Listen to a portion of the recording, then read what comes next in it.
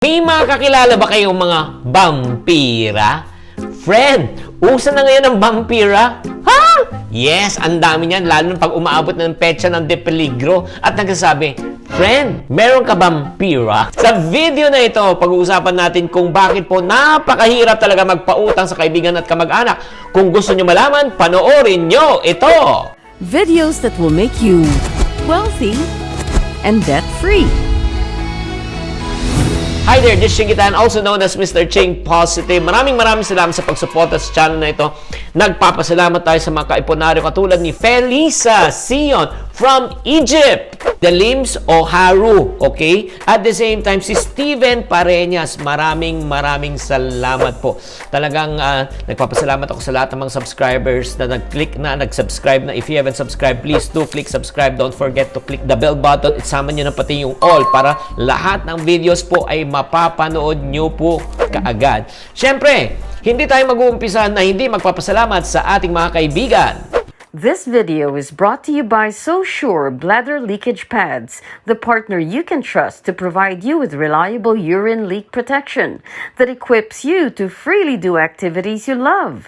Visit sosurepads.ph/confidence to know more about incontinence, health advice, and our SoSure Bladder Leakage Pad products. Nako mga friendship, talagang very interesting tong paksa na ito. Di ba? Pag-uusapan po natin yung 6 na dahilan kung bakit hindi dapat tayo magpautang sa kaibigan at kamag-anak. Di ba? Ang hirap talaga kung nagpapautang talaga tayo sa mga kamag-anak. Alam mo bakit? Let's go to dahilan number 1. Dahilan number 1 po kasi wala siyang katapusan.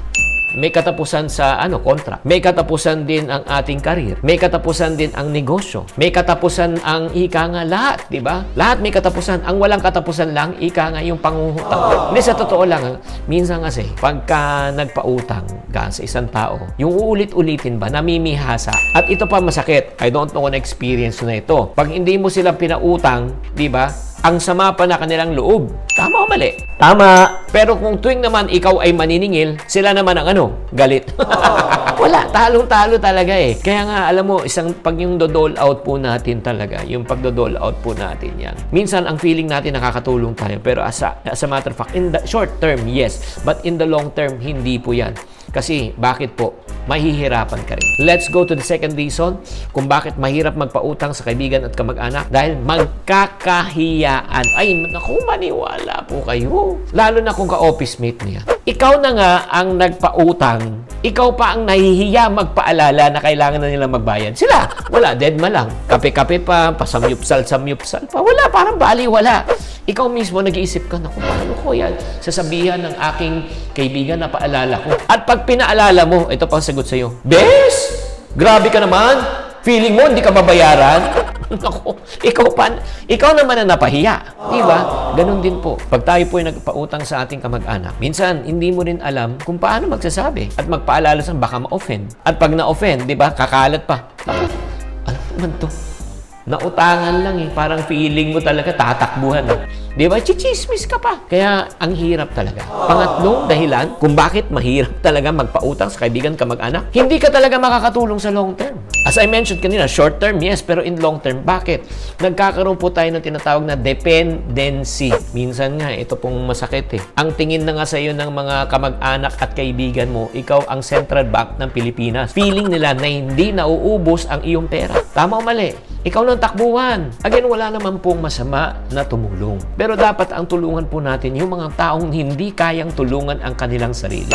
Like for example, yung mga magulang po natin na talagang may edad na, hindi na kayang tulungan sarili. Tulungan po naman natin. Pero, bes, wag mo naman pong tulungan yung mga taong talagang mas malalakas pa sa kalabaw. Di ba? Na walang ginagawa sa bahay kundi, mag-Netflix, mag-TikTok. Mag-TikTok na lang. Yun. Panay palit ng damit, panay sayaw-sayaw. Di ba? Wala naman masama kung may trabaho. Yung masama wala nang trabaho, pala na nga, humihingi pa, nangungutang pa. Pang-apat na dahilan kung bakit hindi po kailangang magpautang sa mga kaibigan kamag-anak, ulitin ko. Napakahirap maningil. Yes or yes? Opo. Pag tayo na maniningil, tayo pang masamang tao. Kaya friendship, alam mo, ito lang ang sabihin ko po sa inyo. Pag-isipan nyo muna na 10 beses bago kayo talaga magpautang. Let's go to number 5. Number 5 na po tayo. Alam mo, sa totoo lang, kung bakit hindi tayo kailangan magpautang sa kaibigan kamag-anak, malamang, hindi ka mababayaran. Ito lang real talk tayo. How many times na may mga tao na nangutang sa'yo, kamag-anak o kaibigan man, na hindi na nagpakita sa'yo, nagiging invisible? Ako nga, biruan ko nga kung meron kang talagang ayaw na makita na, pautangin mo. Tingnan mo, bigla na lang mawawala sa buhay mo. Sa totoo lang, chances are lahat ng pera na pinautang mo talaga wala na, throw away money na yan. Kaya nga kami, ito lang po kami mag-asawa po, meron kaming patakaran. Hindi po talaga kami nagpapautang. Pag may humingi sa amin ng tulong, okay, pautang naman ng 10,000, mag-uusap. Magkano ang kaya nating ibigay at ipagkaloob? Just in case, hindi na masoli, di ba? Wala nang solian. Diba? Oo, diba? Yung 2,000, 3,000, yun, bigay na. Oo. Kung sinabi na susoli nila, pero hindi na sila uli, okay na, tapos na. So, ano ulit ang 5 dahilan kung bakit hindi natin kailangan magpautang sa ating mga kaibigan at kamag-anak? Dahil, number 1, umpisa lang yan, walang katapusan yan. Pangalawa, magkakahiyan. Pangatlo, hindi ka makakatulong sa long term. Pang-4, ang hirap maningit. Pang-5, malamang, hindi ka na mababayaran. At pinakahuli, last but not the least. Pero bago tayo ng last but not the least, kung nagugustuhan nyo naman pinag-uusapan na, please click like naman. I-like nyo naman tong video na ito para tumaas naman ng ranking po natin sa YouTube.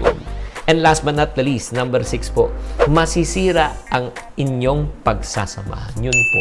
Isipin mo muna mabuti, kapatid. Ano bang mas matimbang sa'yo? Yung perang pinangutang mo o yung relasyon na nabuild mo through the years? As I tell people, di ba? It took you years to build the relationship, but it may only take one utang na hindi binayaran to destroy everything. Kasi magkakahiya na di ba? Kaya nga mga friendship, pag-isipan nyo itong mabubuti itong sinasabi ko.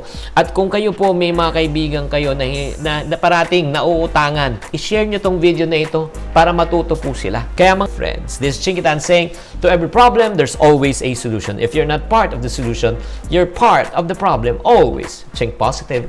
This video is brought to you by SoSure Bladder Leakage Pads. SoSure Bladder Leakage Pads can keep you dry and fresh, worry-free from urine leakage accidents. Check out our promo at sosurepads.ph/confidence. SoSure Bladder Leakage Pads is available at Mercury Drug Stores nationwide. Thank you for watching. If you want to keep on growing and to stay inspired, subscribe and hit the bell button to get notified. Always think positive.